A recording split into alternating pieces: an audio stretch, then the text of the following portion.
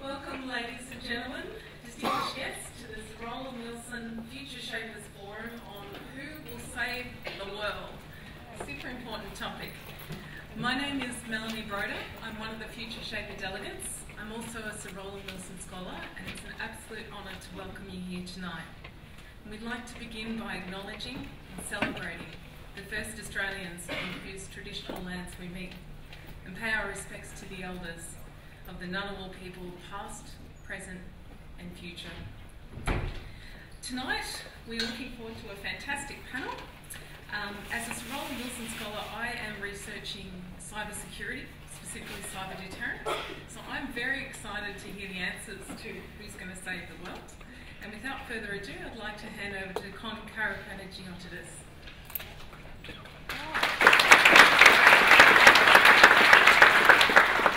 Thank Thank you. My name is Con Carbanayotidis. I'm the CEO and founder of the Asylum Seeker Resource Centre.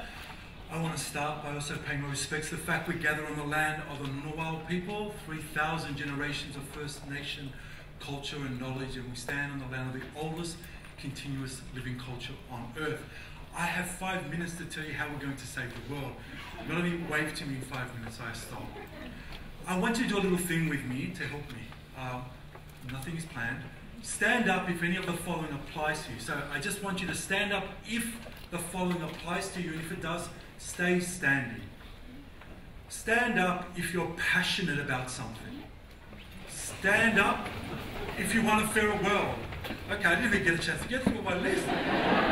Look around you. Look around you. You are the people that are going to save the world. Sit down.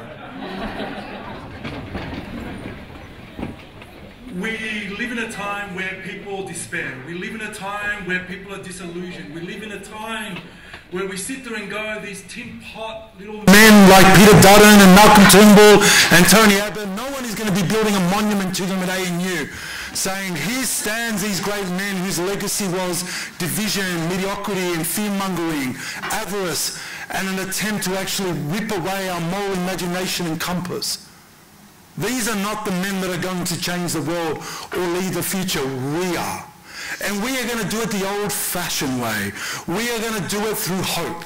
And hope is not a fool's pack. Hope is a belief in the best of who we can be as people. It is a belief in the best of us as a community. Because we know that guilt and shame and anger can only take us so far. We know that despair itself is not a strategy. Love is. The actual power of love. The ability to actually see the humanity and value and purpose and meaning and worth in every single bloody one of us.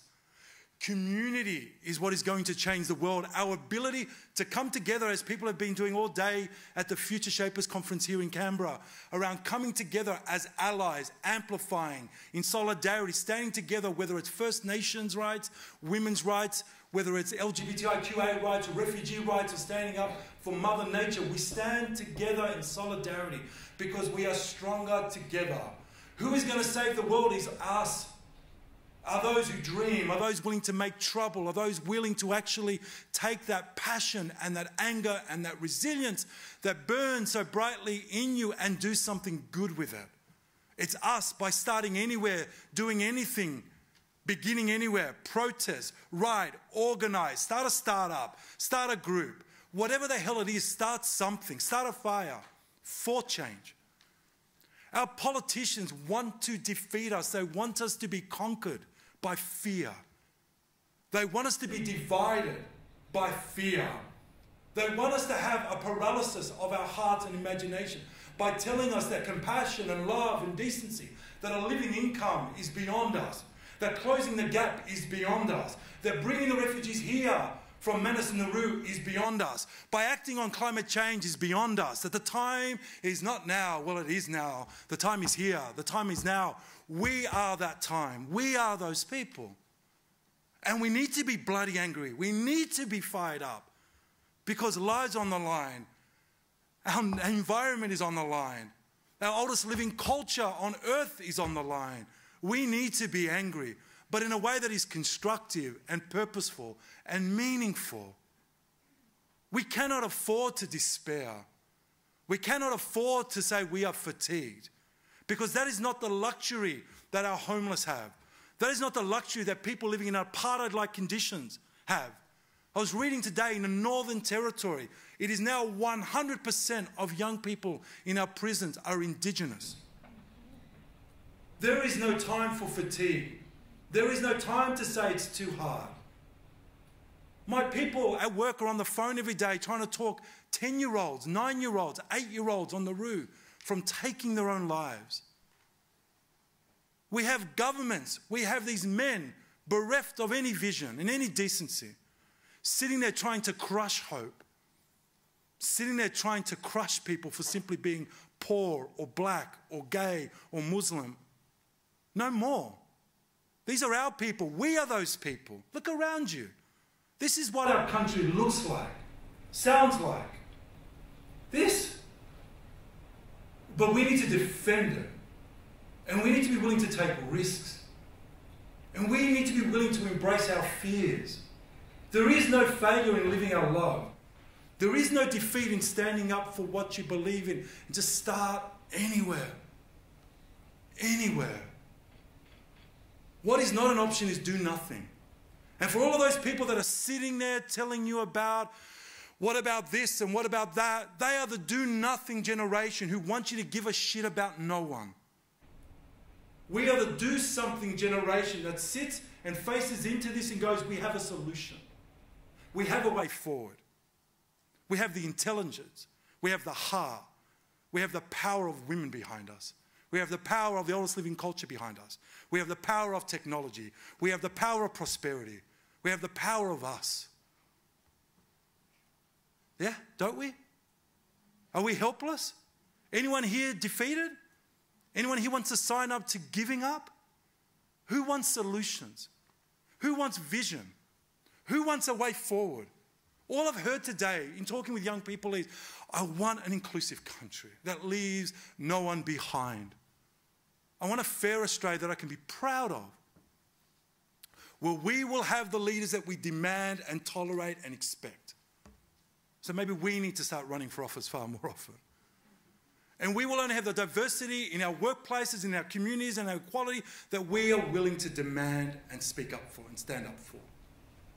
I'm probably at close to 5 minutes, so I have no sense of time. Am I there? I am. I have 1 minute. So in my closing remarks, dream, dream, dream, dream. Love deeply. The worse it gets, love more. The more despairing it gets, fight more. The more unjust you see things, push back. Mobilize, organize, amplify. Stand up. Together we can win. Together we can triumph. We will save the world because the world is worth saving, because our ideals are worth standing up for, because we are on the right side of history. Now we can write its future in moments like today. And when you walk out from here, don't just walk out going, I'm feeling inspired and excited. Those words are worthless unless you're willing to put something on the line. Live it, model it, stand up for it, fight for it, breathe it, do it. Thank you.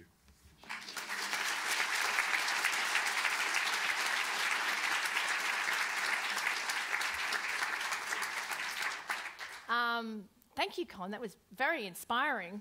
I know you told us just not to use that word just now, so I apologise. Very inspiring and very optimistic. Well, ladies and gentlemen, hello. My name is Jan Fran. For those of you who don't know who I am, I host a show called The Feed on SBS, or as my grandmother calls it, That Food Show, on the ABC. She's like, when are you going to cook something from your show? So you're right, Nan. Look, we live in very interesting times, right? We're living with rapidly evolving technology. We're living with increasingly sophisticated AI. We're living with an increasingly warming planet. We're living with polarised ways of communicating, an erosion of confidence in governments, not just in Australia, but around the world. On top of that, we're dealing with the usual challenges of impending nuclear war, global inequality, and all of the things that existed 10, 20, 30, 40 years ago. Today we hope to answer the question, though, of who will save the world, or to try and make it a little bit more specific, who is best placed to address the challenges that we face as a country in the next 50 years? Is it the government? Is it business? Is it... No, someone's shaking their head, definitely not business. Well, you don't know because we haven't started the panel yet. Is it entrepreneurs? Is it you as individuals? Is it universities? Who is it and how will they do it? To help us answer these questions, we have a very esteemed panel. Please allow me to introduce them. We've got up here Wyatt Roy, who is the General Manager of AI firm Affinity, and of course he is the former Federal Minister for Innovation and the youngest former Federal Minister for Innovation. I think he's just here to make everybody feel bad about what they didn't achieve before the age of 25. That's what Wyatt's doing. Anna Rose, next to Wyatt, who is an author, a community organiser and a campaigner, whose key aim is to tackle climate change. The latest organisation that she's founded, I believe, is Farmers for Climate Action. Yes? I helped some farmers set it up, but the farmers did most of the work. Okay, good to clarify. Ehsan Nabavi, did I pronounce that correctly? Nabavi. Nabavi, Yep. that's the one. He's a research fellow at the 3A Institute at the ANU, and he's working on building a new applied science framework. I had to ask him technically what that means. It's essentially, you tell him. So we are at the 3A Institute, we are working on building a new body of knowledge, and because we think that in the future, we definitely need a new generation which are trained not only on computer science, but also philosophy, anthropology, sociology. So it's a very interdisciplinary, transdisciplinary body of knowledge. Okay, good. I believe that's the exact thing you said to me outside, which I very conveniently forgot. And Imogen, next to Isan, who works for Square Peg Capital. She is the head of community there. And Square Peg, for those of you who don't know, is an organisation, they say it brilliantly, so I'm just going to just parrot what they say. They invest in outstanding entrepreneurs solving important problems. So please welcome our panel for tonight.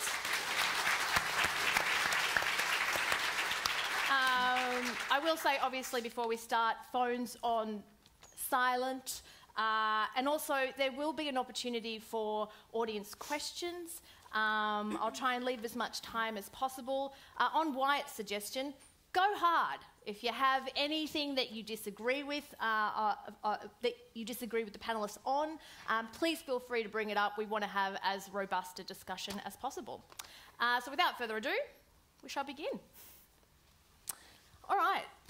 I guess I'll start with a general question to the panel, just to set the scene a little bit here, because we're talking about, well, we're trying to answer the question of who will save the world, and implicit in that is that the world somehow needs saving. So what do you all see as being the biggest challenges for Australia in the next 50 years? What do we need saving? Want me to go? Yeah, go ahead. Sure. Yeah. Well, look, I think there'll be a range of policy discussions that we can have, and everyone will have things that they're passionate about, and I think that's really great, and we draw it out. But for me, when I look at the world, you mentioned in the beginning about this rate of change that we're seeing, and if you look at human history, change is a constant. We've always seen change throughout human history, but I think the thing that defines our time is actually the rate of change. So we're seeing this exponential rate of change happening, and that is predominantly driven by technology. The world is a much smaller place than it's ever been, and it's much easier to talk to each other than it's ever been at any point in human history. Now, that has a whole bunch of impacts, but the one that I worry about the most is actually its impact on democracy. Mm-hmm. Because if you kind of look around the world, and we can have long philosophical conversations about this, but the foundation, I think, of our ability to deal with the problems facing the world, to save the world, is some level of engagement in some format with the democratic system. That might be activism, it might be parliaments, it might be whatever, but ultimately when citizens can have their say, when their voices are heard fairly, equally, equitably, and that's the system that you use to create a decision about how you change the world, hopefully for the better, then that really matters. And if you look at what's happening to the democratic system around the world, I mean, that has fundamentally changed in like 2 years or 4 years or 5 years. If you said, we were talking on the way in, I was at the airport the other day and, watching Trump and the North Korean leader doing whatever it was that they were doing. And, 5 years ago, if you said to anybody that that's going to happen, they would have said, you're insane, you're crazy. We've seen Brexit. In France, it might actually be quite a good thing for the country, but the idea that in Macron you have somebody who was a Socialist Party minister from a completely failed government who left, created his own political party. You had two political parties that had dominated forever, and he was elected in not a landslide, but certainly won well, had a landslide in the parliament. If you said to someone 5 years ago that was going to happen, they would have said, you're crazy. Greece, Spain, Italy, we're seeing this huge turbulence in the democratic system. And I think my view about what might be driving that is effectively this. It's how we communicate. Right. And if you imagine, when the printing press was developed, you saw the Enlightenment, you saw huge changes in society and politics and economics because people could communicate with each other differently. And putting a supercomputer in the hands of every human being on the planet, I actually think is probably an even bigger jump than the printing press. And I'm sure 2 years after the printing press was developed, people didn't think that the changes that would happen, but they did.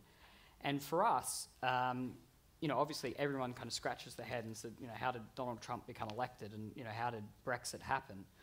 It is because the way that we communicate is different. So the body politic before, politicians, whoever, people that had to convince people of their ideas, normally had to win kind of mainstream arguments in newspapers, radios, TV, SBS interviews, whatever it might be. You could never win in an SBS interview. I tried. Come on. I tried hard. Yeah. Much nicer than the ABC. But so I think the danger in this is when we can all have a very, very large microphone, which is actually quite a good thing. You want people to have a large microphone. You want people to be able to express their opinions. It also creates, I think it has two impacts. It creates silos of opinion. It creates echo chambers. So if I have a strong left-wing view or a right-wing view, it doesn't really matter. Essentially, all I kind of hear from is people that share my view. And I think that's a really dangerous thing because, how you create a better outcome for society is you have a contest of ideas. You have people who respectfully but challenge each other and hopefully that contest of ideas, that difference of the gene pool, not everyone having the same view, creates a better outcome. And this way that we communicate now creates the opposite impact. Yeah. The other thing that I think that it's done is, in history, to make progressive change, to do good things, there are winners and losers in all of that, or perceived winners and losers.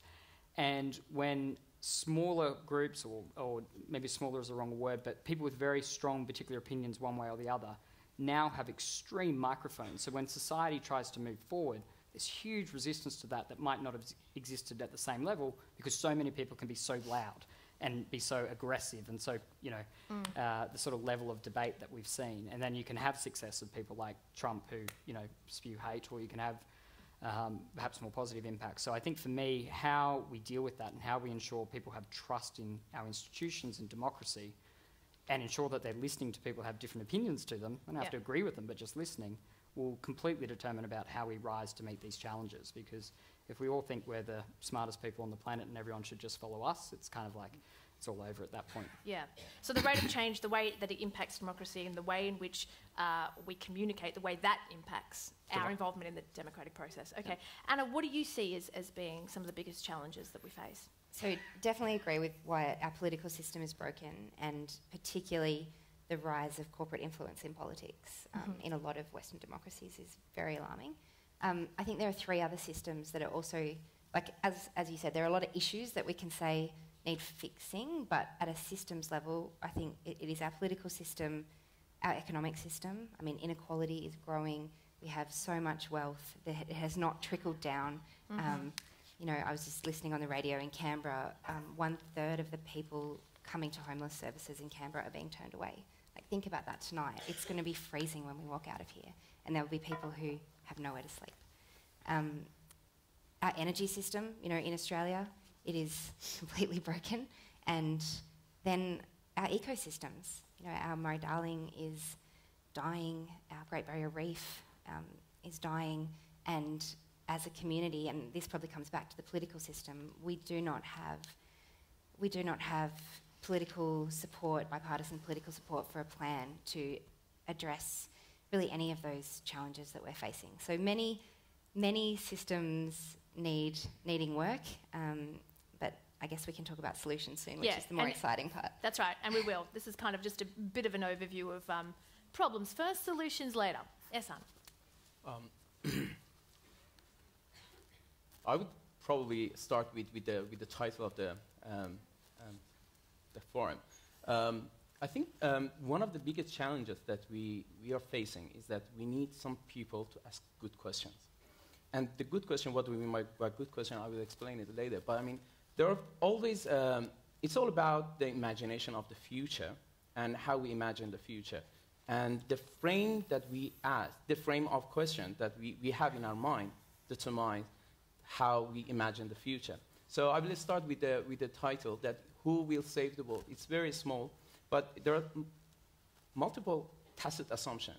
First, who, second, save, and the world.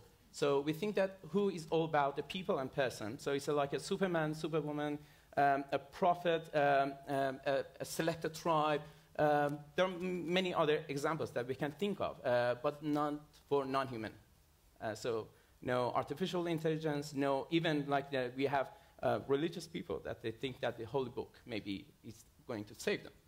The second is save. It's all about the saving. So think about, we are always flooded by the crisis from the Noah's time. So it's always a feeling of, there is a need for Noah's Ark to save us.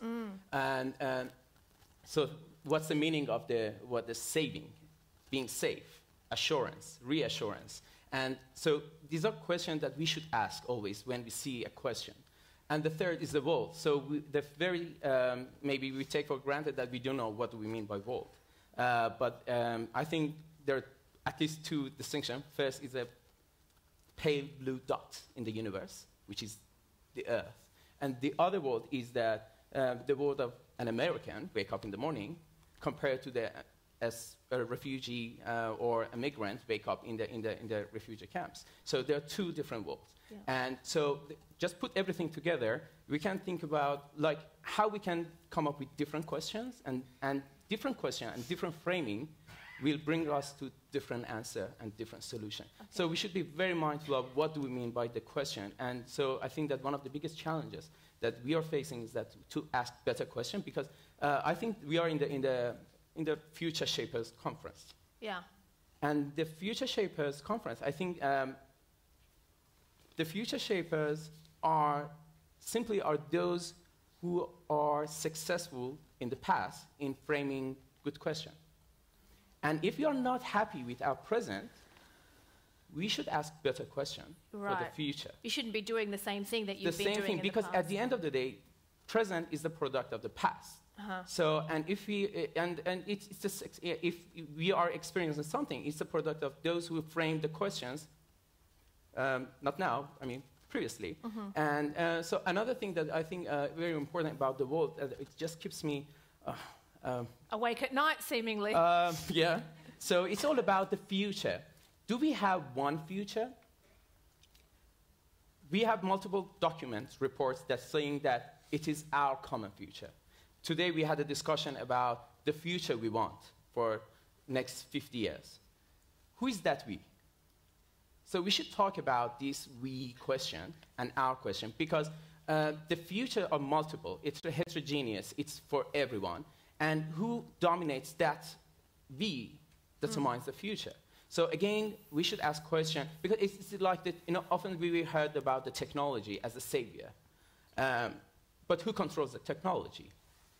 So always we should ask, like, what's the imagination behind anything, any question?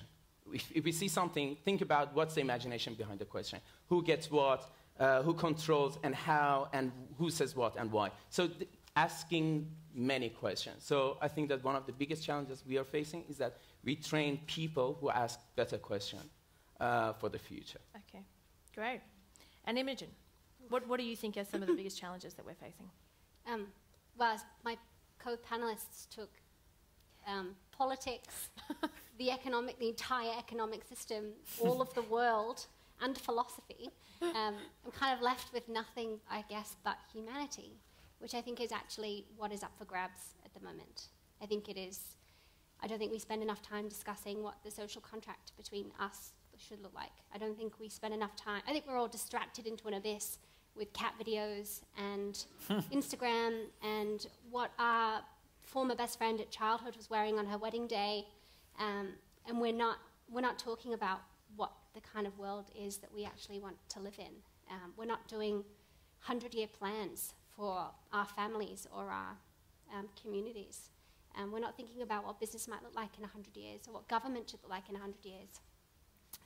It's incredibly short-term. It's an incredibly short-term mindset. And I think when we have, the Syrian war going on, and we have more refugees now than in almost any other time in history. It's actually our human consciousness that is up for grabs. And I think it's up to us ultimately to decide which side of history we want to be on. Do we want to take an active role in this challenge? Do we want to ignore it, pretend it's not really happening to us? It doesn't happen here, it's not happening on my doorstep. Do we want to engage? Do we want to completely disengage? Do we want to leave it to others to solve this for ourselves? I think the problem with all of these challenges is that all of these problems are really complex, right?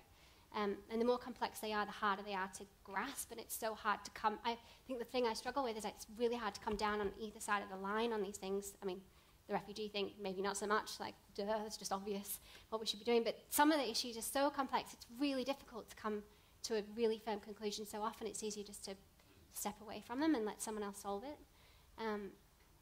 But ultimately it's down to us. And I think if, conversations like this are so insightful and so important, that I think what we risk by not having them is that in 50 years we look back and we realise we really fucked it for everyone, forever. And we're the only generation who are ever going to get that chance to change it. So it's important. Okay. So we've got a bunch of issues, I think, that we're all kind Just of... a few. We've got a few there. That How long have we got to fix this? We've got 45 minutes to fix it. Yeah, so I think I'm optimistic. I guess one of the key questions, and I sort of start with the political system, because that kind of underlies, our lives really, our day-to-day. And we know, and this is, study after study will show this, not just around the world, but in Australia, that there is a disenfranchisement with certainly both major parties. You can see that we're kind of losing the centre a little bit. Imogen, I'll start with you. What do you think is actually stepping in to fill that void of people losing confidence with governments? Sure. And so I think if you think about membership of political parties, I think Melbourne Cricket Club has a bigger membership than the ALP or the Liberal Party, and I think they have a 200,000 people wait list. It's 25 years to get into Melbourne Cricket Club. But there's something really insightful about this, right? Which is why are we more comfortable aligning ourselves with an institution like the Melbourne Cricket Club than with a political party? I think it comes back to this complexity issue, which is big problems, big juicy problems are really complex.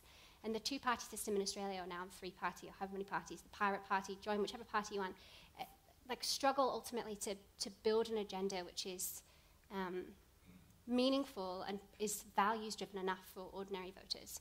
And so instead, there's this wonderful YGL called young global leader, Jeremy Hyman. He wrote this book called New Power, and kind of breaks down this concept of old power being centralised, held by the few. It was long-term affiliation with things like political parties, and new power is decentralised. So you no longer have long-term affiliation with organisations. You're much more likely to do, because power can be decentralised, you can organise a mob to seek change in a particular area. And so people are less, ultimately humans can be more fickle. You don't benefit anymore from being long-termist in your view with membership of organisations like political parties. Instead, what you can do is flip back and forth, which is, I think, why we see Brexit take us by surprise. Because, what the fuck happened in Brexit? It was what do you mean you're all voting to leave? But actually, people could, because there was a mobilisation of enough people at the right time to cause a dramatic shift in politics. It's exactly the same thing with Donald Trump, ding, ding, there's that name again, that I think the kind of new wave of decentralised power and the ability to mobilise people at an instant through the internet means that people can fickly vote in whichever way. And so instead what's stepping into this void are kind of almost, it doesn't have to be local because the internet means it can be large, but communities that fulfill a particular need within us.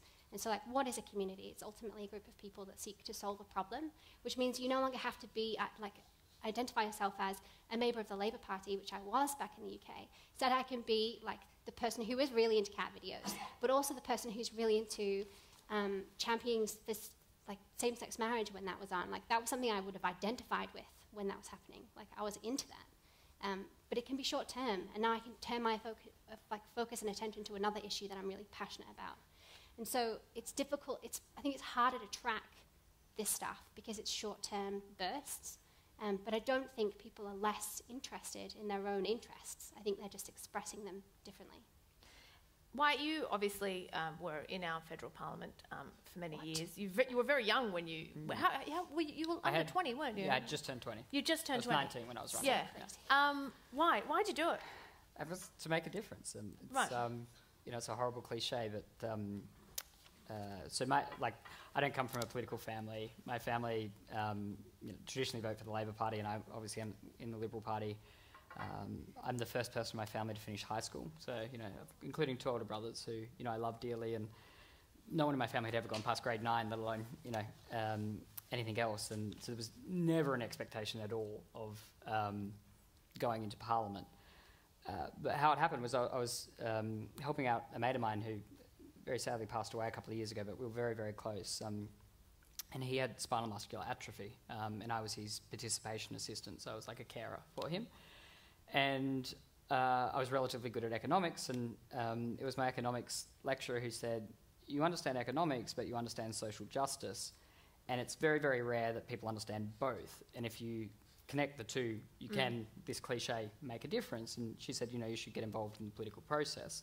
Not with the idea of, go become an MP at 20, but in that case, was actually contributing to disability policy. And I was really reluctant about it, didn't want to do it or whatever, but took her up on it and went to a couple of things, became involved in some policy stuff. And I realised, and I think this is kind of a theme that I think sometimes is missed, is if you actually get involved in the process, and if you're confident without being arrogant, and there's a huge difference, and if you are prepared to kind of have your say without liking the sound of your own voice, there are actually, as much as there's all this vile and hate and all this terrible stuff up here, just underneath that, I think actually the public wants some hope. I mean, we heard this in the introduction. We'll disagree about what we want to achieve, but they want to see some vision. They want to see someone who wants to do something. Yeah. And so I started speaking, at some party stuff and went to some things and said, hey, we could do things differently and we could change our approach. And people responded to that, and they said you should run for Parliament, which is a crazy proposition at the time, I thought, because I was 19. And I called some people and I said, look, you haven't got anything to lose. And one of the really, really good things about my political party, at least in Queensland, is it's a hugely democratic process. So as long as you're a party member and you live locally, you vote. So it's kind of like a US-style primary. And I had a really contested pre-selection, very generic sort of candidates, spoke about how good politics can be rather than how bad it is. People responded to that, and I overwhelmingly won a pre-selection, and then, because it's pretty controversial, they wanted to get rid of me, and they couldn't. Yeah. And then won a general election, and won another one, and lost a third. Just from my personal knowledge, when you did win at 20, were you like, oh shit, I won? I was pretty happy. I got to tell you, winning's a lot better than losing. Just so you know, I've done both. Yeah. Winning is definitely better. No, I actually, honestly, there's so much adrenaline going through you, and it is like fight or flight at that moment, and you're so focused on doing a good job. What actually happened, so for 6 months, I just didn't, you don't register it, literally, because you're just focusing on what you're doing. My first day at Parliament, I just had a swarm of cameras following me everywhere, and it's very surreal. But 6 months later, I was in Afghanistan. I went and visited the troops, and I remember walking out of this building, and that was the moment you go fuck, how did I get here?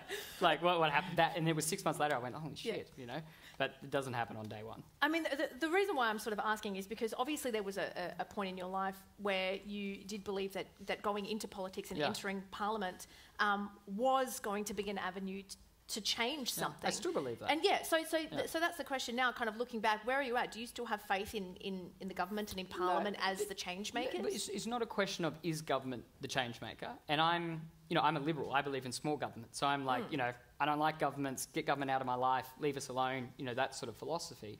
But what I do believe is that the easiest thing in life is to sit on the sidelines and complain. It comes naturally to us as human beings. We're incredibly good at that. The hardest thing to do is actually to step into the breach and say, this is who I am, this is what I believe in, to try and convince other people of the merit of those arguments and take them with you. Now, in my mind, being part of a major political party, being part of the parliament, being part of the executive, obviously that's a very big lever to move the dial. And, I changed the tax system, I changed the education system, I changed the visa system. You can't do that in private enterprise. So obviously it's a great forum to do that. But equally, don't complain about something, join a group about it, exactly as we heard. And for me, being a part of a political party is not about like signing up as a clone and saying this is what we're going to do. It's about actually being part of the process. Genuinely, I don't believe I'm the smartest person. And political parties work their best, and the parliament works its best when you have, as I said before, that contest of ideas. Sometimes I'll be right, sometimes I'll be wrong, but let's have the conversation together, let's try and change it. And, if you're a minister in the Commonwealth, you can actually make stuff happen. So, by becoming involved in that process and trying to make a difference, you actually can. I mean, people can say how terrible Parliament is and how terrible politicians are, and, I probably agree with them a lot of the time, but it's a great place to move the needle. But society shouldn't say, well, it's up to government to solve all our problems. We should be part of that process. Because there's a 2016, I believe it was ANU who did a study that showed that Australians' trust in politicians has dropped to its lowest level since 1969. That's not great. I'm sure they didn't trust them in 1969 either, but I'm sure people, it's obviously terrible, but I'm sure people weren't running around saying in 1969, I love politicians, they're so great, No, they weren't. No. That's the point. Yeah. Yeah. Exactly. But, Anna, why do you think that is?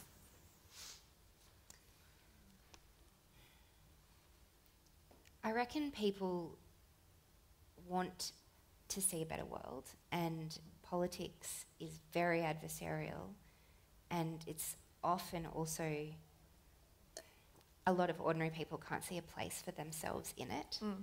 So it's amazing that a young person can put their hand up, run for Parliament and make it happen. It's also very rare. It shouldn't be that rare. I mean, we should have, I believe the voting age should be 16 when people are in school, hopefully learning about how our elections work and how our democracy works. In the lead up to the marriage equality survey, 100,000 new people joined the electoral roll and 2/3 were under 24. So clearly when there's something that people feel is worth voting for, they will enrol, show up, fill out the thing, take it to a post office. But there's a big disconnect between, people's ordinary lives and what they think politics is about, Do you think that's always been the case, or do you see that that's kind of gotten worse over the last, say, 10 years or so?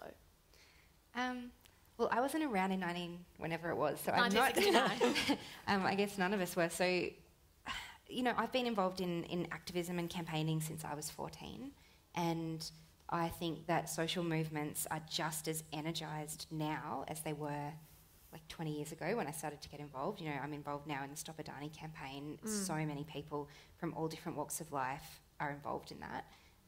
Has the internet changed anything though? Well, I guess it's made it easier for people to watch cat videos, which it has. might make it more distracting. I guess No, in terms of kind of social movements and mobilising around the cause. Oh, for sure. We talk about the rise of free agents, like you're mentioning Jeremy's book. People can get involved in a cause, they can donate their time, their money, join a group of people, and then they move on to the next thing. So it's just like with political parties, you don't sign up to a political party for life. You don't also sign up to a campaign or an activist group for life either. It's exactly the same. So the internet's helped in a lot of ways, and I think we've seen the rise of Me Too and lots of social movements that are getting their message out and giving a platform to a group of people's stories that otherwise would not have previously been shared. But it's also, for everything that the internet's done to make it easier to be involved in a social movement, it's also probably made it harder because, I look back throughout history and see big social changes always coming from people-powered social movements. And so obviously there's always a risk of people just being behind a computer and thinking that that's enough and not actually taking that next step, which is much more active participation in society. What sort of, I guess what sort of role does, because technology's been the kind of, I guess the defining thing of our era, really, particularly in the way in which we communicate. That's changed so extensively and so rapidly. The question is, and I guess I'll throw it to you first, Hassan, if that's all right. What role do you sort of see technology playing in addressing social and political issues and addressing really big problems? It could be very massive. I mean, like, but this is not the first time in the history that we are dealing with the technological change. As you said, it's all about the rate of change. Yeah. At 3 Institute, we have like an analogy and an example of a steam engine. That the steam engine, when introduced to the public, it changed everything. A what? Sorry. Steam engine. An engine. Oh, yeah. So, and it changed everything. Not only from the technical perspective of those who are working with the steam engine, but changed the transportation, the way people trade, and more importantly, very interesting one, the time zone, the way that people understand the time. So there are many aspects related to one technological change that affects different parts of the society and as well the political system that society lives in. In the future, we have the AI, cyber-physical system, different notions that it's all about the revolution of the future, how it changed everything. I think that we are facing the same problem. So it's not different from the steam engine. Right. The role that these kind of technology can play could be very massive. But it's up to us to think about it. Another thing that I really like to mention, I'm just coming from a background from water engineer, as a water engineer, so civil engineer. So in water system, we had a revolution. They call it dam revolution back in 1950s. That was a promise. That was a technology came to the world of politics and society, promised very interesting thing for the future. But what happened next was that all the environmental movement, all the sustainability paradigm, all these concerns about how we should think about the unintended consequence of that revolution, that technological revolution. And it was not just maybe it started in developed countries like the US, and they exported to some other countries like in the Middle East, in Asia. It's all about development of infrastructure development, dam building, and it ruined everything. So what I'm trying to suggest is that these new waves of revolution needs more thought in terms of considering their massive role in changing our culture. But when things are changing so fast, what happens when there's not enough room for that thought? So there is another good point here. So there is always a point about the fear and urgency to act. So we put this together. We kill the moment for doing something right now without thinking about the future consequences. And it is often used by the technicians and the engineers like myself in order to push the politicians to do something right now. And they just kill the moment that you have to bring everyone on board. So the thing is that, for example, you have a water crisis in the Moridal Basin. And you say that, okay, we have to do something right now. You don't have time for the consultation. So we have the same issue with the climate change. There is a saying that we should, in the academic papers, we should put democracy on hold.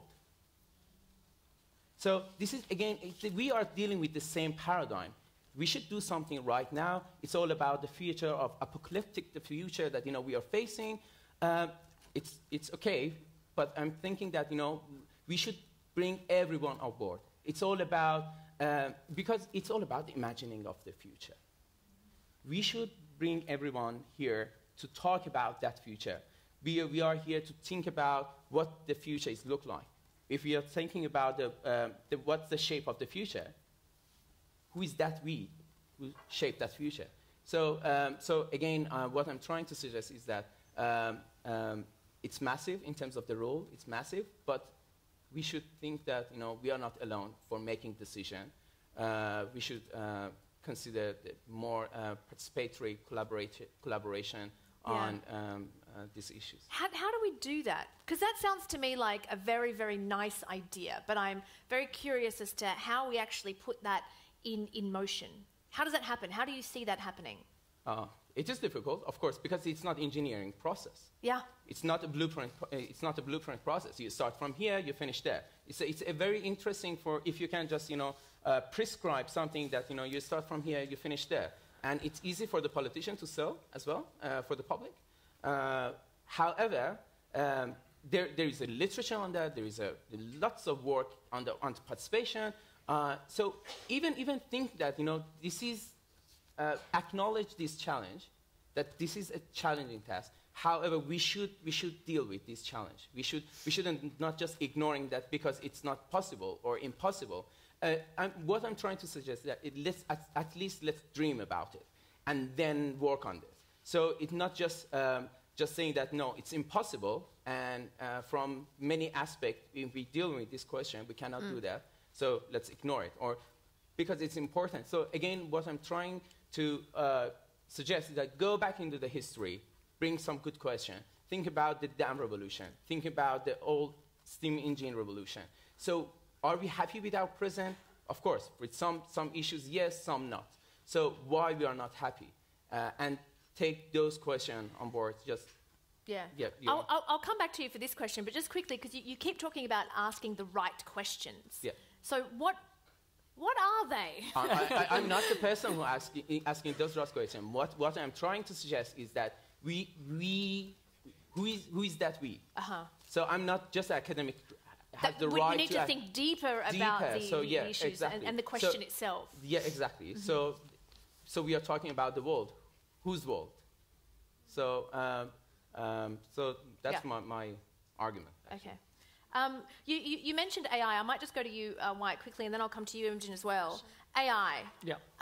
Can you tell us what that is in 140 characters, please? I'll do my best. Yeah. 140 characters, no, Wyatt. I do really well. AI is essentially finding patterns in data. Like that is artificial intelligence is using huge amounts of data and finding patterns in them and use that to solve problems. AI is actually not a new concept. What is the change that we've seen and why it's so in vogue now to talk about AI is a huge jump in computational power. So if you look at the AI algorithms that are applied to all sorts of things, they've actually in many cases existed for a very, very long time, maybe 10, 20, 30, 40, 50 years. What is different is our ability to process just massive amounts of data to solve that. So the algorithms that exist in like robots learning from machine vision actually existed a long time ago, but something that took a week to process can now be done in a microsecond. So that's all AI is, here's a lot of data, here's what are the patterns that we find in it, how do you apply that to save a problem? Yeah, because there is so much promise that comes with that. Massively. In terms of sort of, changing the world, in fixing the world. Yeah. But what are the downsides? Are there anything that we should be wary of moving forward? In AI? Yes. Yeah, I mean, this will be played out massively, and you've got Elon Musk saying, the robots are coming and it's all over. And because I have seen Ex Machina. Yeah. And you and I are going to jump on a Harley after this. and we're going to go shut down Skynet. But I don't prescribe to that worldview at the moment. I think at some point in the future that's possible. But well, you wouldn't. You're the managing director of Affinity. Yeah, exactly. It's a very benevolent technology. But I don't really want to talk about my company, but essentially what we do is we create better pairings between human beings. We do that in a bunch of organisations. We actually create demand for labour. So because we create a demand for human beings to interact. So often people say AI is taking jobs. The application of our AI is actually increasing demand for labour. So there's not all these evil sort of things out there. The point that I would make is the argument really about is AI evil is will it be smarter than humans and therefore it will start doing things that we don't like. That is such a huge jump in computational power. I think that's very unlikely in the medium term. The other thing that I would say is the people that are designing the algorithms, the people that are building the algorithms are human beings. And that in itself is a huge safety check. But of course you want to keep an eye on it and you want governments to be involved. I mean, the biggest problem currently with AI in terms of regulation is the people regulating it have zero understanding of it. I don't know if you saw Zuckerberg at the Congress hearings. Yes. But he looked like a man who just made a huge mistake. He was.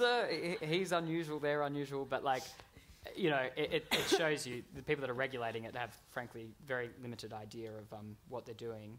Yeah. My friend Macron in France, he's clearly, I think, one of the world leaders in this space, because he actually makes the point that I can't turn the internet off, I can't turn AI off, but what I can do is prepare the world for it, and that's his job as a policymaker. So there is, there's hope there. But I don't think, Terminator's about to walk in and take us all down. No, that's right. But we do have issues in terms of the changing nature of our future workforce because of automation, for example. Yeah, and this is a challenge. And this is a really big challenge, because we've got obviously an increasing population, and there's going to be a huge number of people set to potentially lose their jobs, and in the not too distant future.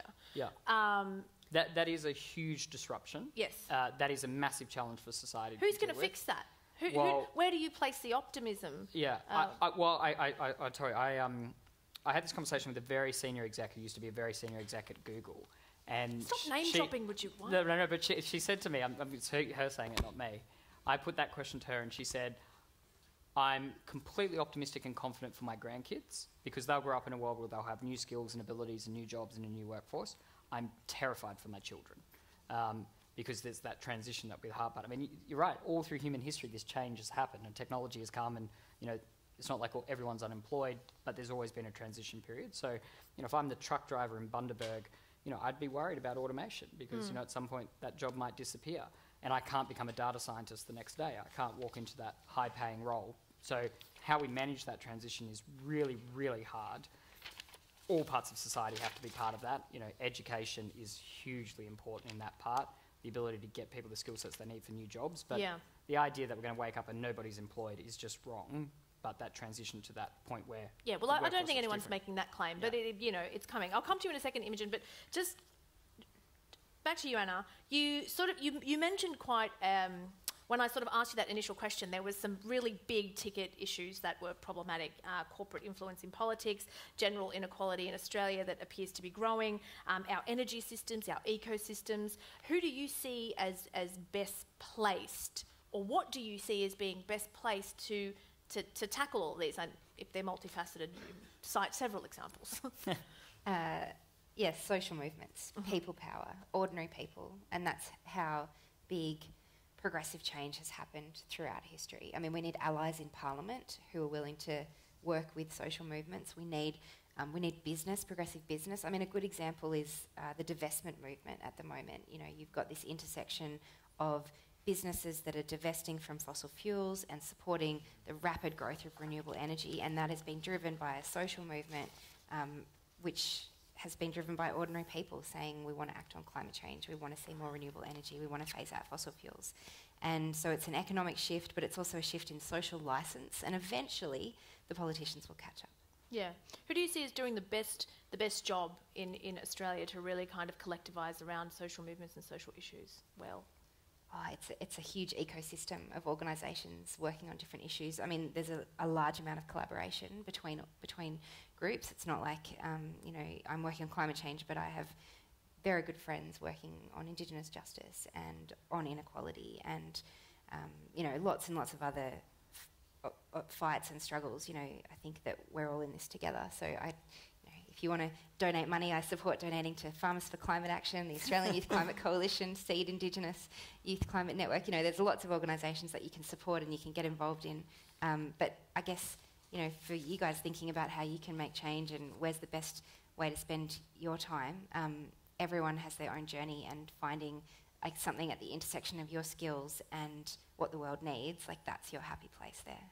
And we'll kind of come back to that idea of what you can do as individuals to kind of bring about change. But Imogen, just over to you.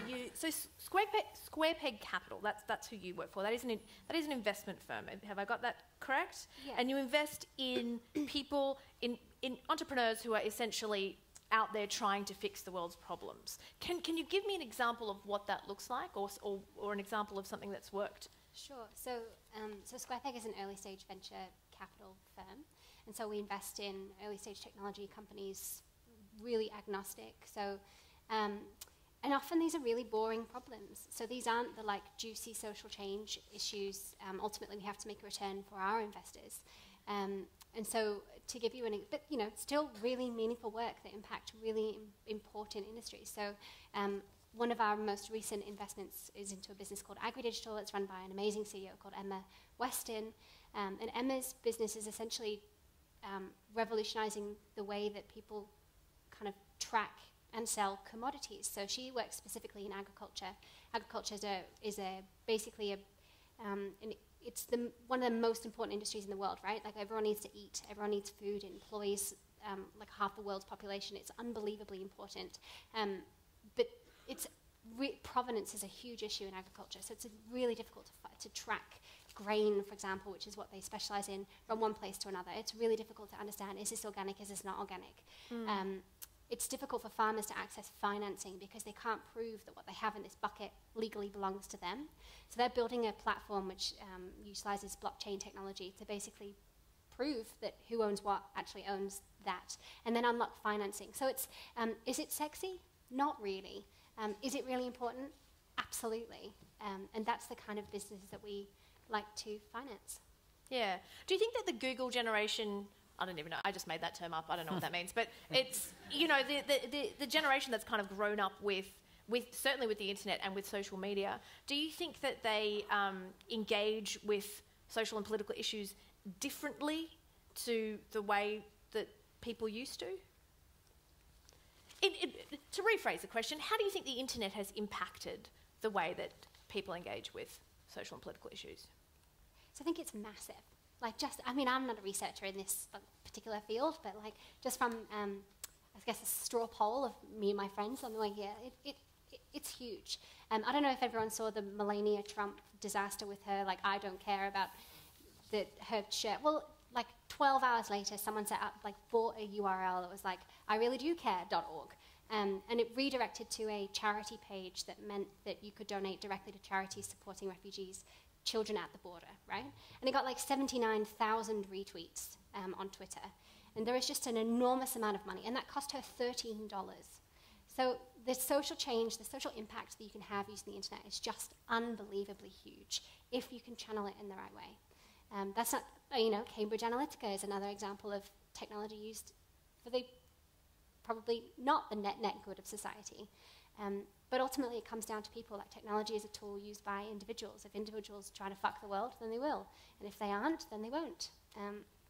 So it's about trying to get individuals on board with not fucking the world, yeah, essentially. I mean, ultimately, it's about... That's even harder, yeah. Technology it used to be so difficult to build a technology company. You used to have to, like, literally code everything line by line.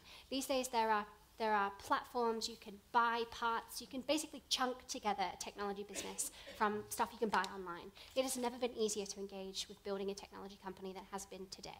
And I think that is really exciting. I think the generation that's growing up now are growing up like swiping on books because they don't understand why they're not iPads. Bit weird, but great in so many ways.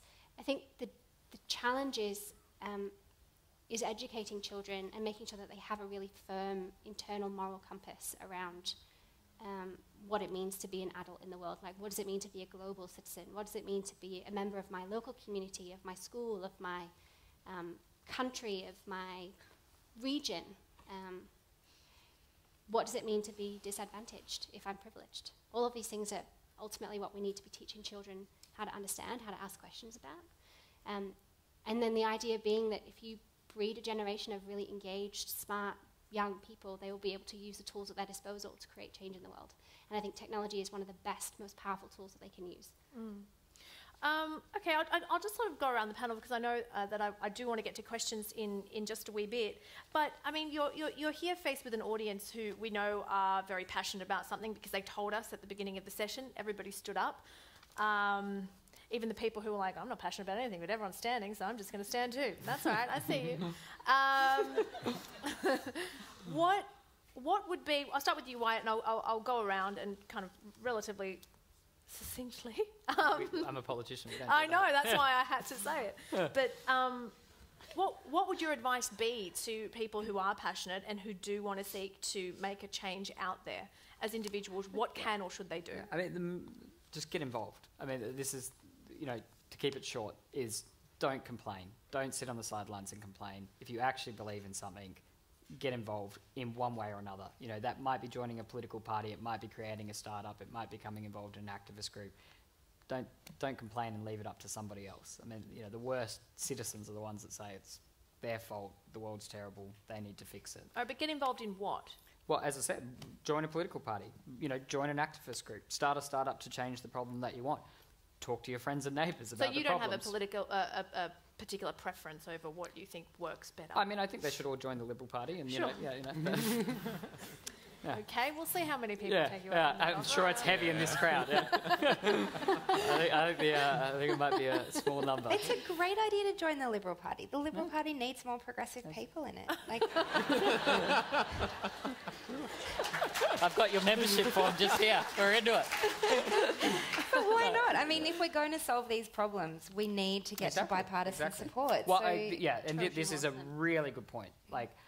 The one thing that the great lament that I have about the Parliament and where it's at actually is the lack of bipartisanship and the inability. And that is a function of society as much as it is of the Parliament.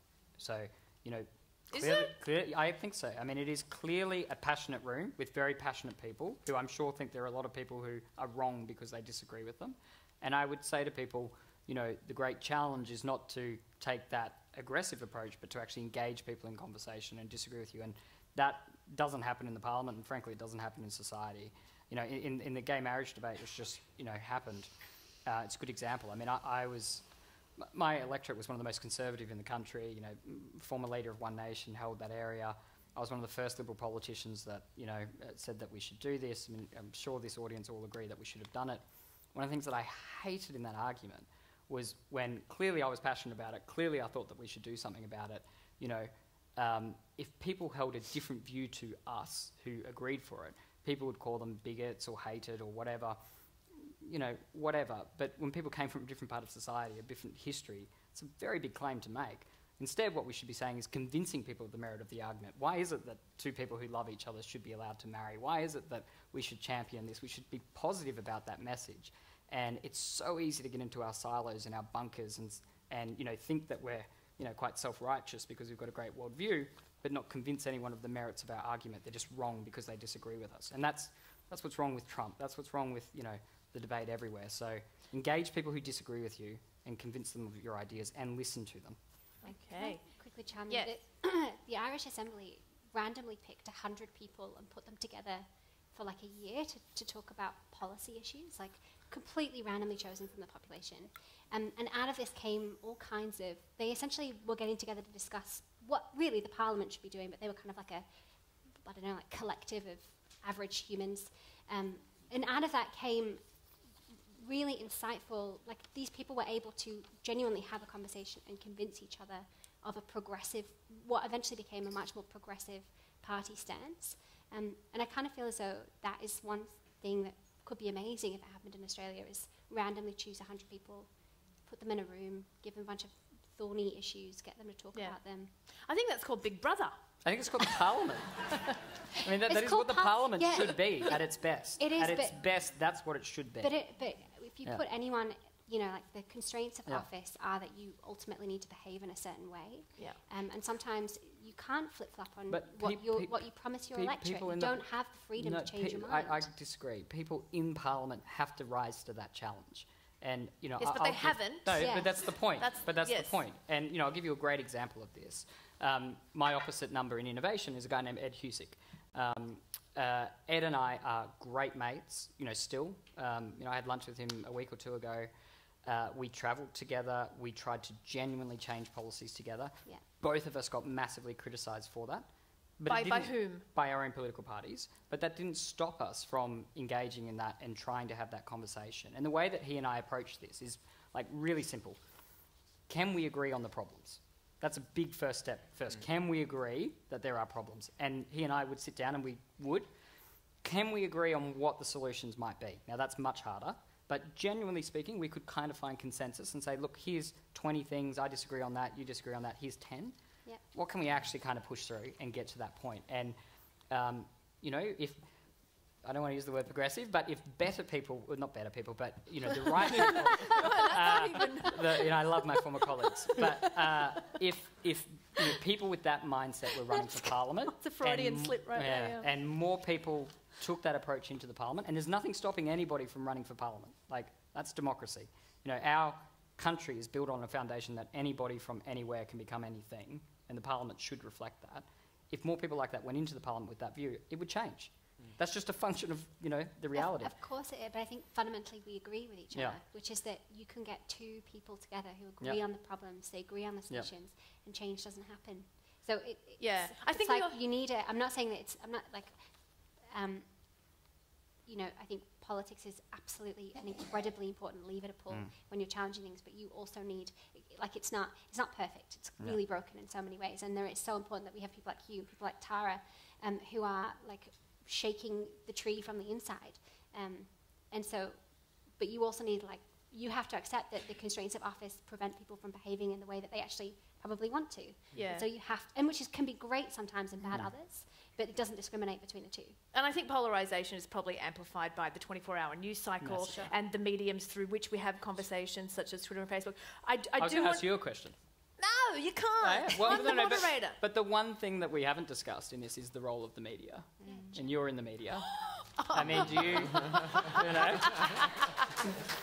I mean, what do you think? I've become representative for all the media. Sure, no, but I'm not representative for all politicians. Yeah, and I've become the representative for all the activists. Exactly. I mean, do you seriously? What do you want? I mean, do you want to hear this, or do you want to open this up to a question? You want to? All right, yeah. So, what's your question? Well, does the media have a role to play in saving the world? Absolutely, it does. And is it doing a good job? I think it's doing the best job that it can do. And when we talk about the media, I think do you think the parliamentarians are doing the best job that they can do? No, I don't. Yeah, okay. I mean, we'll talk about this later. We can talk about it later, yeah. But, I think the media is doing the best job that it can do. And when we talk about the media, I don't think we can talk about it as a homogenous entity, because it's not. We exist in a 24-hour news cycle. It is fast. We are outputting more with less money. That's right. Right? So we're under these constraints, and this is not to excuse any of the behaviour of the media, but that's just the reality of how the media works. I hope I'm using this phrase correctly. I may not be, Marshall McLuhan rolling in his grave, but the medium is the message, right? And I think we really have to look at the mediums through which we consume media. And those mediums are things like Twitter, and they're things like Facebook. And they are, as you say, increasingly polarised, right? So, and we have tried. This is a question that, I work for SBS, but I'm sure that there would be, every media organisation would have certainly asked themselves these questions of, okay, well, how do we get around the polarisation that exists through these mediums? How do we get our message out there to the audience when the audience is increasingly turning to Facebook, and Facebook is structured in a particular way, and we don't actually have the authority over Facebook at all. We don't as individuals, we don't as media operators, and we don't as, Australian government. So I think the media has a very important role to play, but I fear, and I do have a certain degree of pessimism here, that the mediums through which we exist and the mediums through which we tell stories are not conducive to, that space for discussion. And that's what you were sort of touching on, I think, the idea of having the time to reflect and to really think about what it is that we're asking ourselves. We're very time poor, and that's not the media's fault. I think it's not even that. Like, the business model of journalism is broken. It's broken. People aren't prepared. In some ways, it's like the best argument ever for an independently funded ABC. But I'm on the ABC and SBS. I'll come to you in a minute. And different newspapers are attacking this in a really different way. Some people are putting up paywalls, but fundamentally, good journalism is so important to an educated population, which is what we base our, an informed electorate is what we base our entire democracy on. If we aren't able to inform our electorate, how do we even? It's just. How many of you pay for a subscription? Oh well, all right. I feel like I wasn't surprised by that answer, but I imagine But that... who pays for a subscription for a paper they disagree with? That's a better question. Right? That's a way better question. Almost none of us. And this is the problem. This is why we need balanced media. Yeah. And the thing is we will not pay for it. So we're literally building our own echo chambers, which is why the ABC is so important. Because Facebook's not going to put something in front of us they know we dislike, because it's broken with their business model. So ultimately, it's so important to have independent journalism that's accessible by everyone. It's just so much common sense. Yeah. Otherwise, you are just breeding more generations of people who believe exactly the same things as you do. And then is it like a race war to have the biggest family? It's just... No, but it certainly is a culture war bizarre. that is fanned by the mediums like Facebook and Twitter, hugely, and to our detriment, I would argue. But let me open it up to questions, because we have 15 minutes, and I know that there would be some of you who do have questions. All right, we've got a roving mic. I think we might start over here. Hello. Hi, thanks for the wonderful panel. I wonder if it's the case that just because we subscribe to newspaper, various platforms that we agree with, that means we're not being exposed to alternative views. Because, we're still hearing lots of voices in different media platforms. It's not as though I don't hear what Tony Abbott has to say just because I subscribe to Crikey or New Matilda. I mean, there are... especially with the concentration of media and News Corp and the views that it tends to advance through those platforms, there isn't really any way I can escape from the hard right rump of the LNP. Sometimes I'd like to not hear them, but I just wonder if it's such a problem for people to be, are we really in silos? I mean, I actually question that. Are we really in silos? Yeah. And I think that there isn't really anything wrong with subscribing to the newspapers we agree with, because I don't think that blocks out alternative views. And I think we do that because we want to refine. We don't want to just have people put into words what we already feel. We want to refine our view. And, personally, I subscribe to more left-leaning media because it does challenge and critique itself. It's not as though that's a block of consensus either, and it's not as though it's not engaging with alternative views, and that's part of the refining of opinion is delving into complex arguments, which I think is far more likely to be encountered in left-leaning media than right. Well, I'll throw this question to Wyatt, because I think one of the things that you mentioned as being a real challenge for us is the way in which we communicate. Yeah. So are we really in silos? Yes. Respectfully, I strongly disagree. If you look at your point about the business model changing, essentially what we've seen is technology has disrupted the media industry. So before you used to have 3 or 4 big broadsheet newspapers, 3 or 4 TV channels, 3 or 4 radio stations. Now you have hundreds or thousands because they're in a more competitive market, and social media has changed that. So the response, the business model, is if I talk to people who agree with my worldview, I will therefore sell more newspapers, get more clicks, get more listeners. Fox News talks to these people, Crikey talks to these people. My ex-girlfriend's uncle, who I actually spent 2 or 3 days with, was the editor of Crikey, so I always used to have this great argument with him. God, how was Christmas dinner? It was boring.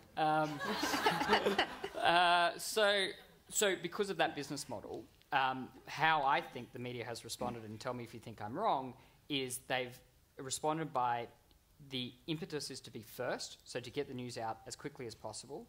That then removes investigative journalism. That removes, I think, impartiality. That removes the idea that the media should be reporting of fact, not opinion, because opinion sells more. So opinion sells a lot more than factual reporting. And in that environment, I actually think if I read, and I do this, I read all the news outlets to challenge me. If I read them, I'd say 80% of the content is comment now. Genuinely, 80% of the stuff out there is comment.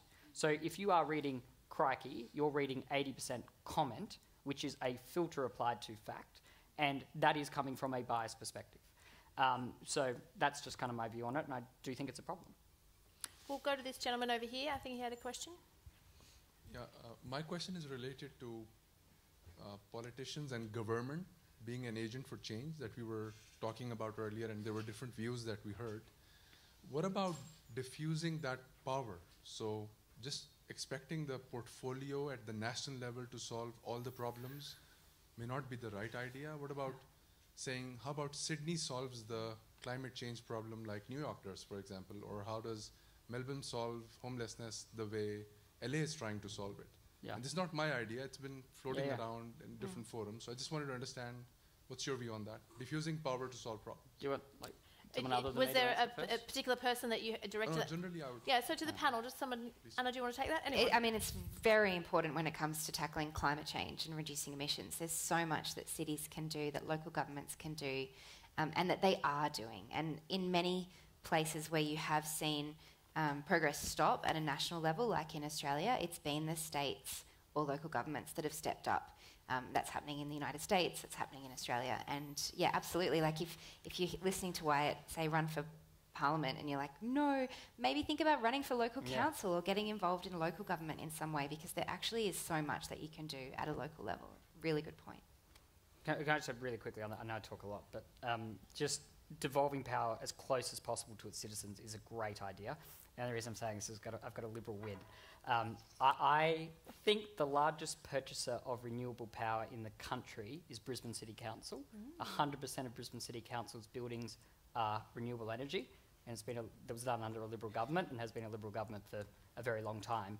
A great example of local activism at that level responding, and those progressive Liberals you were talking about having good public policy. Yep, So, excellent. God, you just had to get that one in. I had to get that one didn't in. you? All right. Yeah. Well, do we have any more? Yeah, we've got somebody over here. Thank you. I've had to think of a question. Oh, that's different. really? Can we use the technology to help address some of these issues? Does it always have to sink to the lowest level in all of this? I did a quick search on Wyatt and came up with the 2015 policy hack on government, with bright-eyed, bushy-tailed startups thinking about what could we do for government. Are there possibilities for coming up with innovative new ways to use the tech to have a positive, useful debate? Can I? There's actually there's a startup based in London which is run by another young global leader, weirdly, part of the World Economic Forum community. They are building a platform of public policy, like cutting-edge public policy, open to all public servants, trying to open source the best policy available, because ultimately governments have to reinvent the wheel every time they come up with a challenge, and it's largely to do with the human capital that they have available. Like, can we solve this one? We'll just Google it. Well, now you can Google it in a database of other public servants who've solved this before. So for policy-specific ones, yes, technology can absolutely be used. Can you use technology to get more engagement? Yeah, like you see politicians doing live streams and Q&As on Facebook. There's so many ways to solve it. There's so many tools available. It's just about making sure that they're accessible to all. Technology can actually fix the problem and not politics as well. Like if you look at the energy debate at the moment, you know, it's a terrible debate, very polarised, you know, all the rest of it. I mean, technology will make far more significant jumps in solving those challenges than politicians ever will. You know, apply it to the water crisis that we talked about before. I mean, water globally will be one of the biggest challenges we deal with. You know, getting Israelis and Palestinians and Jordanians to sit down and agree how they're going to separate water might be a bit tricky. Using technology to solve that problem is actually quite good and easy. So it can do both. I might go to So can this I gentleman just over add- here. add Oh, one thing sorry. Yeah. About the technology. So it's always about like which direction, not how fast. I mean, like, you know, it's all about when we want to pick about technology. It's about the debate about which technology is right for us as a community to just pursue. It's not how fast it can get us to the point that we want. So, I agree with you about the whole point that you made. But I mean, thinking that all again about the consequence of the technology. It's all about technology, so it can help us in different ways. But what direction that we want to go? So it can be helpful for different reasons, for different purposes. But again, we should zoom out. So it's a process for zoom in and zoom out, because technology is developed for more optimization, for optimizing our behavior, to just, you know, we help us not to do a repetitive action. So, but we should always think about the zoom out process, to think about what does that technology whether it helps us to get to the point that we want to achieve as a community.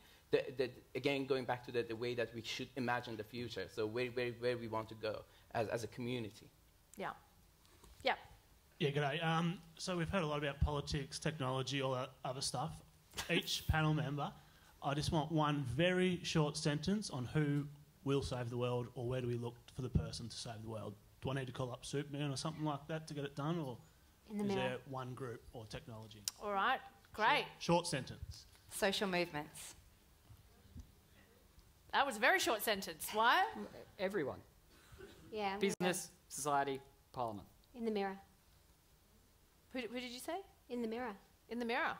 Yeah, that's nice. Look to yourself. Yeah.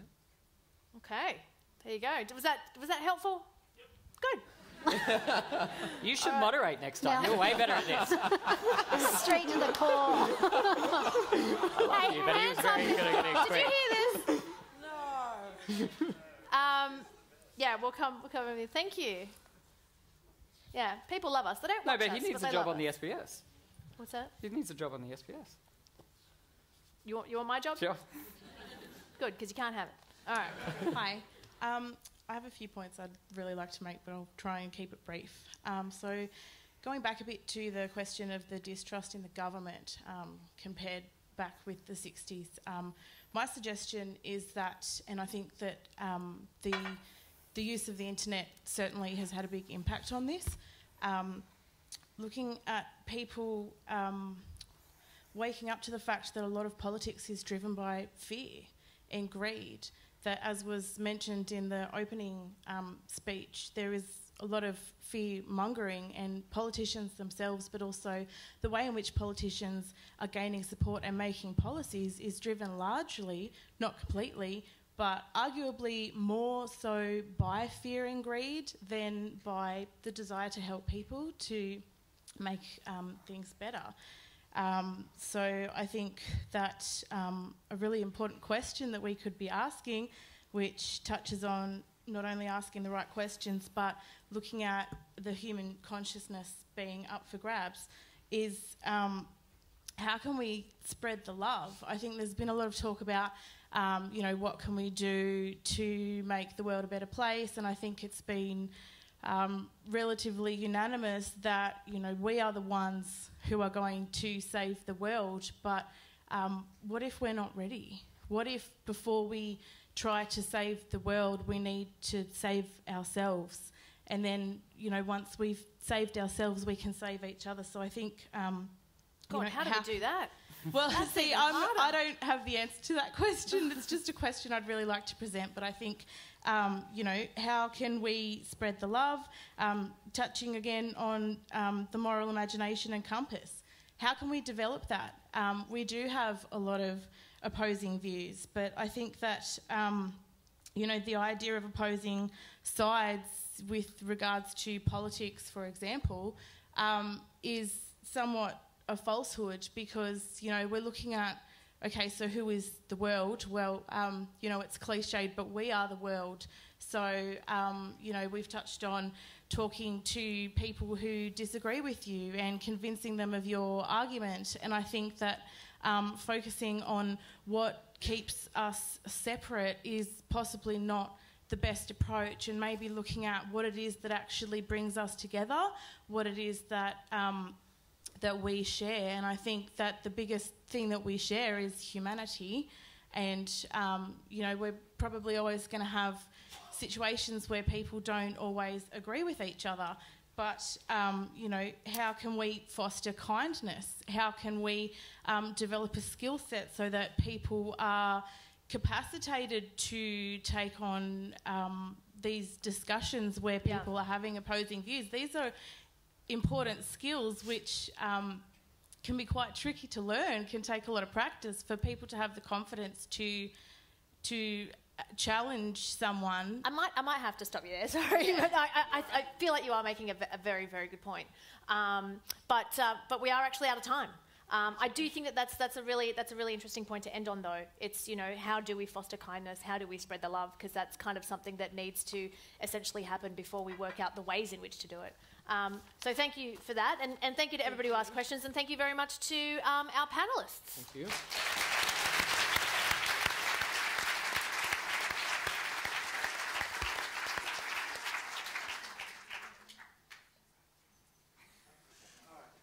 I'm going to do closing remarks, so we're going to flip it. Closing remarks, not a question, not a long story, a line. How are you going to save the world? Get up and say it. Floor is yours, come on. We've done the talking, now it's your turn. I'm going to save the world by? Getting involved. Getting involved. I'm going to save the world by? Giving a shit. Giving a shit. I'm going to save the world by? Spreading the love. Yeah, I'm going to save the world, come on. Telling jokes. Telling jokes. Following our passions and connecting with other human beings who have a diverse range of passions. Yes. Come on. Say it louder. Tolerance. Great. Talking to people who disagree with me. Talking to people who disagree with you. Yes. Being the change you wish to see. I don't need a microphone. Being the change you want to see in the world. Yes. Writing a scientific theory that explains how everything works. Hell yes. I like that. Yeah. We need the left field. We need sides. How are you going to change the world? Shout it out. We need to be informed, and we're not going to be informed by biased media, and that's musical. Don't read them. Okay, all right. I read the Herald Sun every day, so I know what I'm up against. Come on. How are you going to change the world? Shout it out. Stop at climate change. Go on. Australian Republic. Go. Yep, fantastic. The people at the back, come on. Ask the right questions to the right people. Fostering dialogue. Having empathy. Science in the sun. Something around science in the sun. Yes? Excellent. Listening. Love. Lots and lots of love. Love is in the room tonight. Yes. Final couple people. Loving our children. Yeah. Raise the generation. Raise a generation of boys that are going to respect women. Love. Respect. Yeah. Last two people. Be sensible. God. Yes, and have manners. Manners takes you a long way in life. Last person, holla. Peace building and making. The point is, stop looking here. Stop looking to people like me or any of these amazing people here. Stop doing that. It's actually got to start with all of us. It doesn't take any super skill, super status, super following on social media. It takes just giving a shit. And dreaming and loving and caring. And that's the note in which I would like to now pass it over to our lovely host.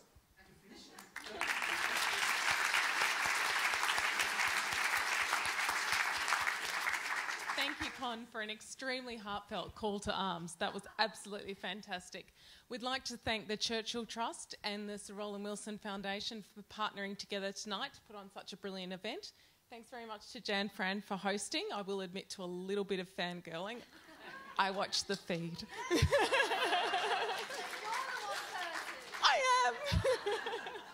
And thank you so much to our brilliant panel for such a balanced discussion. It's really wonderful to have a discussion on such an important issue with people who are really engaged and such an excited and engaged audience as well. So thank you so much, everyone, for coming tonight.